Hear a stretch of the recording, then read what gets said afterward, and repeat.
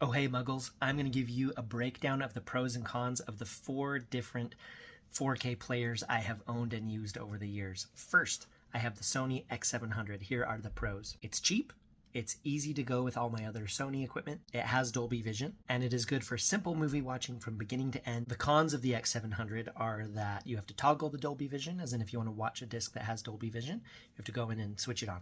And you have to make sure to turn it off or else it'll mess up your colors on and on Dolby Vision content. Another con of the X700 from Sony is that it freezes a lot when I'm rewinding it and fast forwarding it and rewinding it and fast forwarding it while doing my 4K reviews. And then I've had it freeze a few other times during movies and I have to reset it. I had the Sony X700 for 5.5 years before it died. Now on to the Sony X800M2. Starting with the pros.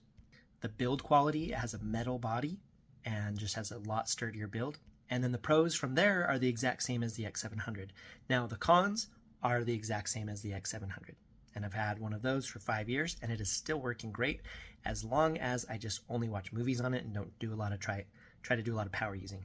Okay, now Panasonic UB450, which I had for 1 day. The pro is that it has Dolby Vision and the price is pretty good. Now the cons of the UB450 is it has a super cheap build and there's no HDR optimizer. I heard a lot of really good things about the 450, but unfortunately mine was a lemon and I returned it. Now on to the king player, the Panasonic UB820 I've had for about 3.5 years, and I just got a second one to replace the dead Sony X700. Now the pros on this one are the video and HDR processing, the fact that it automatically switches with Dolby Vision and back and forth, and then it is a workhorse. Absolutely no freezing with all that I can throw at it with my reviewing movies, rewinding, fast forwarding, etc.